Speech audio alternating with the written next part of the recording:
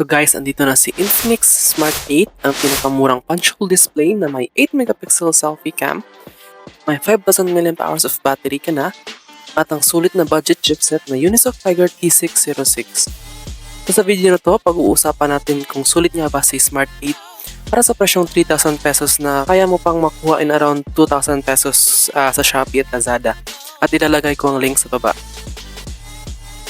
Pag-uusapan din natin ang kanyang display, the performance, yung kanyang camera, at ang pros and cons ng device na to. Ang tanong ay kung ito na ba ang dapat nyong bilhin na pahabol na pang regalo sa inyong inaanak na naghahanap na sa kanilang mga ninong at ninang. O kaya naman para mismo sa iyo, ito ang next daily driver mo kahit tight budget ka lang. Before that guys, kung bago ka pa lang sa ating channel, I'm inviting you once again na tulungan ako ma-reach ang first 1K subs dahil may pag-giveaway din ako as pasasalamat sa suporta nyo sa channel. Kahit di man ako nakakapag-upload lagi, but susubukan kong mag-deliver ng honest and quality review para sa inyo. At dahil alam ko gaano ka-importante yung pera na ipang bibili nyo, kaya hit that subscribe button at pa-turn on na rin ng bell icon para ma-notify ka naman pag may bago tayong upload. Nga pala, Happy New Year guys! So tara, simulan na natin.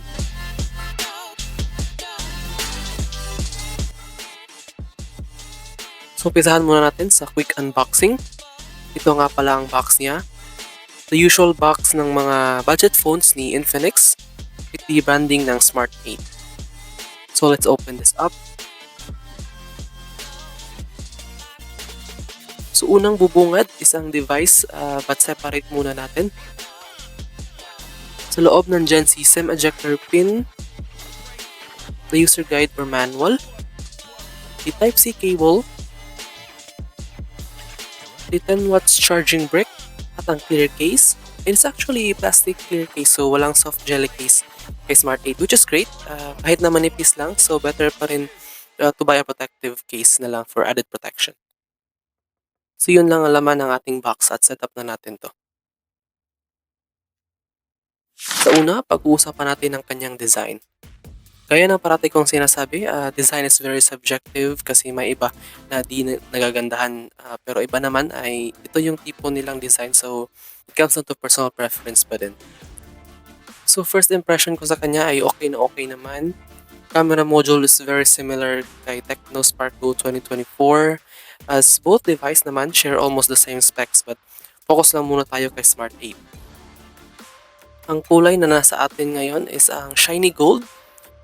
Maganda tong colorway na to kasi it kind of adds a color green when changing angle or natapat sa ilaw o araw. Parang may kulay ng avocado yung pagka-green niya at matte finish din yung likod, so wala kang makikitang fingerprint smudges. At available din ito sa iba pang mga kulay in timber black, the crystal green, at galaxy white. Personally, maganda yung white pero yun nga, shining gold ang nasa sa atin ngayon. Sa build and quality niya, naka-plastic ang back with matte finish.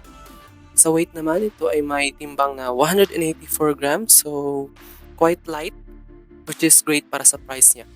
Sa thickness naman, ito ay merong 8.5 mm, so pasado sa akin kasi di masyado makapal.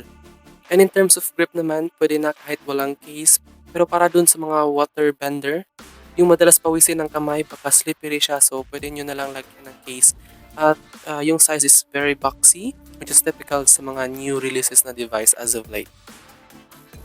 Tignan natin yung size ng phone. Sa bottom, nandyan si USB-C port, si headphone jack, yung primary mic, at speakers. So single downward firing speaker lang siya. Sa right side naman, nandyan ang kanyang side-mounted fingerprint scanner / power button. At mabilis naman ang kanyang fingerprint unlock. Tapos nandyan din ang kanyang volume rocker. Sa itaas ay wala. At sa left side naman, nandyan si SIM tray na may dual nano SIM at micro SD card slot. Pala napansin ko sa back panel niya, medyo manipis siya. Not like any other plastic back na medyo makapal and feels more durable kahit na within the same price range. So like I said kanina, it will be better kung lagyan mo na lang ng case for added protection. Napunta tayo sa display. Ito ay naka 6.6-inch IPS LCD panel na may 90Hz refresh rate with 500 nits peak brightness. And no Gorilla Glass protection, which is fine para sa isang entry-level phone. Pero may free screen protector naman siya out of the box, and big upgrade is naka-punch hole na siya from may watercraft touch ni Smart 7. Si Smart 8 ay isa ngayon sa pinakamurang device na naka-punch hole. So expect to have a better viewing experience pa YouTube man yan or with other video streaming platform. Sa bezels, they look fine. Medyo makapal lang ang chin, but overall, excellent ang quality niya kahit 720 pixel lang. Pero clear naman, produces nice and accurate colors, but do not expect too much from this device kasi viewing angles can be awful since LCD lang to. Yung brightness naman when using device outside can be a struggle. So kung food panda rider ka or grab at nagbabalak gamitin to, so baka mahirapan kayo lalo na kapag tirik ang araw. Pero pasado na rin para sa presyong 2,000 to 3,000 pesos. Sa 90Hz refresh rate naman at responsiveness ay very excellent, which is I did not expect sa device na to. Animations are smooth compared to other device with the same price range.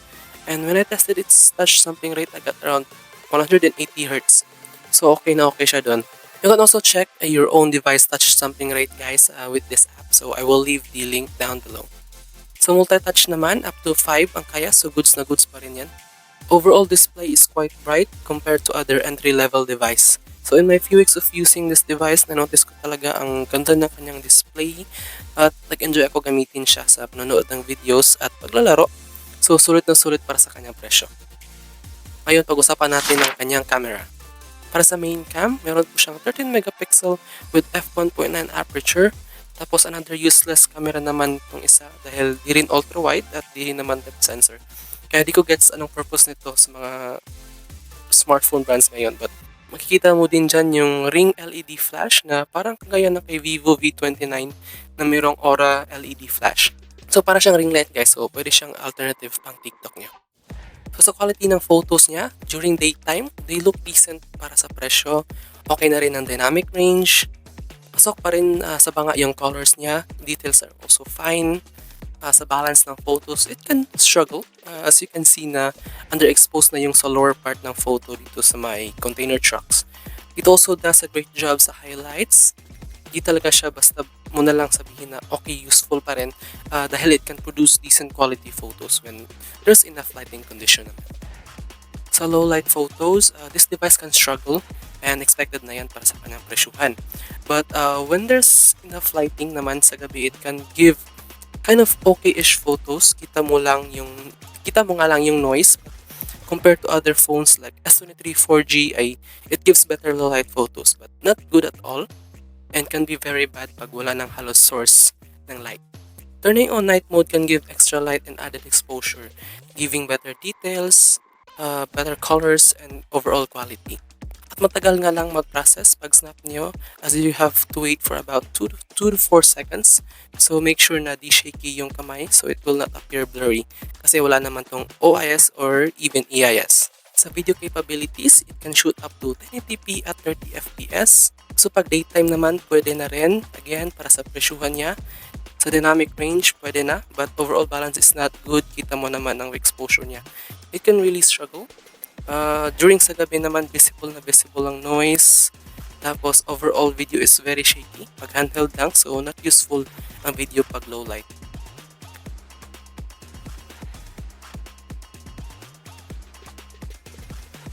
Selfie cam naman, meron tong 8 megapixel. But as you can see, I'm inside a car and details are okay. Warm masyado ang skin tone and very soft. Pero like I said, presyohang 2,000 to 3,000. Pasado na rin sa akin yan. So overall camera capabilities niya is decent and some shots surprises me. So it can give you very decent photos lalo na sa daylight.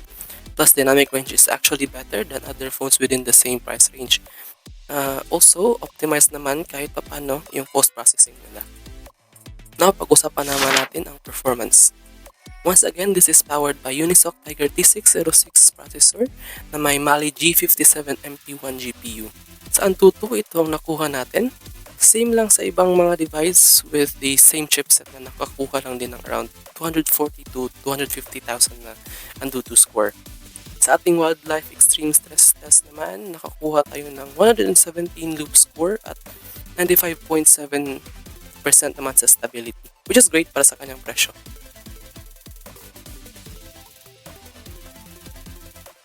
Sa throttling test naman, ito ang nakuha natin. Kita nyo naman, excellent ang results, halos green, but check natin mamaya yung real-time thermals niya pagdating sa gaming. And now, sa gaming test, ito ang settings na nakuha natin sa Mobile Legends. Naka-ultra sa graphic settings at super naman para sa kanyang frame rates. So during test, check natin yung temperature ng device, and please note guys, walang aircon dito at electric fan lang yung gamit ko. So room condition is about 30 to 32 degrees, and before mag-start, current temperature ng device natin is nasa 37.5, so okay pa.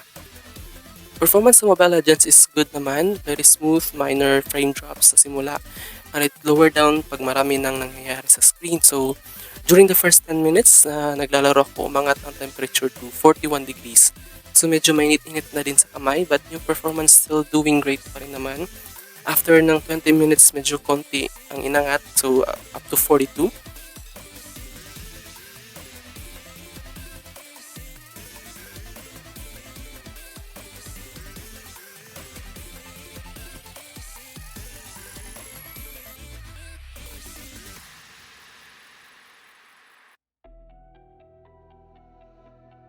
So natapos ako around 30 minutes ng laro kay ML at wala akong issue, at excellent naman yung real-time performance with tolerable frame drops.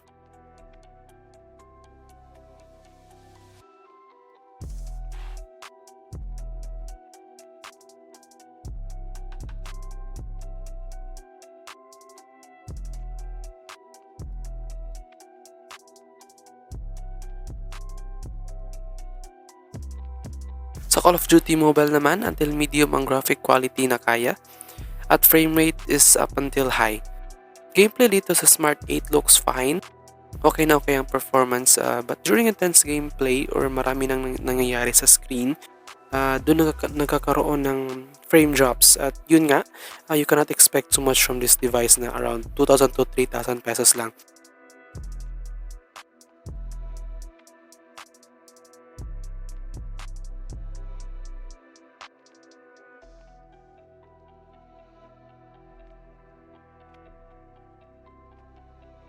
Pero yun nga, tolerable naman yung lags na na-encounter ko.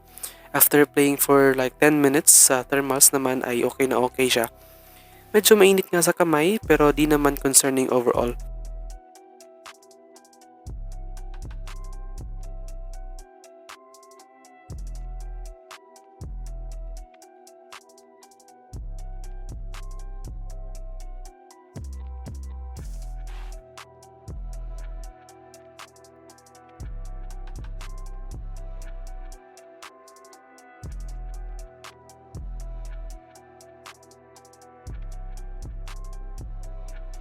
Punta tayo sa Genshin Impact. Kagaya ng ibang device na may Unisoc Tiger T606 na chipset, ay recommended lang talaga paglaruin pag naka-lowest setting. Playable siya, but pwede mo naman sa medium or low settings, pero yun nga, halos di mo na malaro dahil sa sobrang lag at frame drops.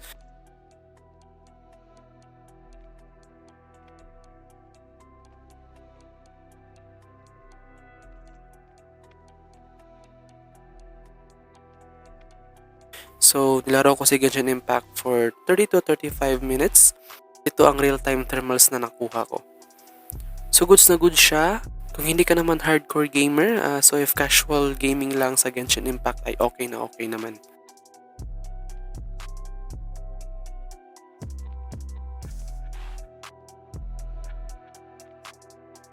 Sa overall performance, if casual game like social media browsing or kaya naman pa-stream lang ang usage mo, ay maning-mani yan kay Smart 8. Dahil nga sa mura pa ay kaya ka din bigyan ng decent na performance for light to moderate usage. Sa kanyang OS naman, ito ay naka-XOS, custom skin UI ni Infinix, which is known na di talaga maganda software nila.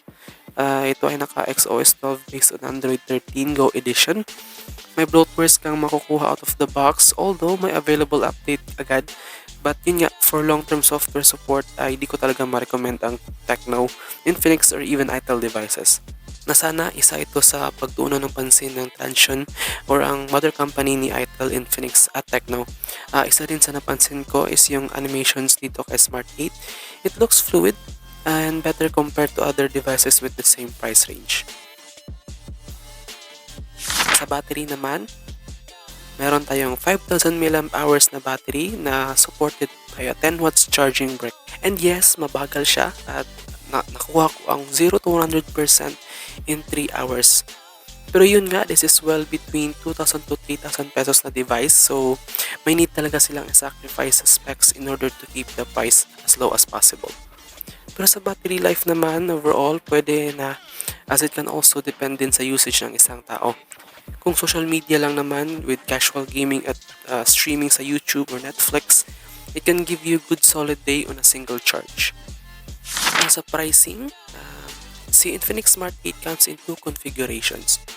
Una, sa kanyang 3 and 64GB of variant, nagkakahalaga ng 3,199 at sa Shoppee at Lazada kaya mo itong makuha in around 2,000 plus. So less than 3,000 na lang siya guys at lalagay ko ang link sa baba. Sa 4 and 128GB of variant naman na may SRP na 3,699. Pero kung taga dito ka lang sa Mindanao or Davao, pwede mong puntahan ang Kapagismo sa NCCC Victoria Plaza sa Davao City. Sa mga taga-Tagum naman, punta lang kayo sa Quezano Mall of Tagum. You can also visit their page sa Facebook at hanapin ang Kapagismo dahil lang si-ship din sila nationwide. So, sa final verdict ko, ay sa presyong 2,000 to 3,000 pesos ay maganda ang offer na binigay ni Infinix kay Smart 8 dito. Napaka-decent ng camera sa presyong pang entry level. Sama mo na ang decent na performance na goods sa day-to-day task. Kaya din laruin ng Call of Duty Mobile at Genshin Impact. Lalo na kung baka phone mo lang naman to or kaya pahabol na pang regalo sa anak, inaanak, kay nanay man or kay tatay, ay sulit na to. Nagustuhan ko din sa kanyang design na yes, kamukha siya ng iba pang devices ng Transsion. Kagaya ng Tecno Spark series at kay Itel naman sa A70. But this design is really excellent para sa akin. Yung texture niya nagustuhan ko din. Dun sa cons naman, una pa rin dyan is yung long-term software support ng mga Transsion devices. Pero pwede mo naman palampasin to since this is just well under 4K phone. Also yung bloatwares niya and yung UI mismo. Other than that, it really gives you reasonable features for tight budget consumers na di mo na din kayang i-reject. So let me know your thoughts about this phone guys. So sa mga nakabili na, leave your comments kung anong experience niyo or may issues pa na di ko nasali sa video. Once again, this has been Gino of Gino Tech Reviews. See you on our next review and unboxing. Bye bye!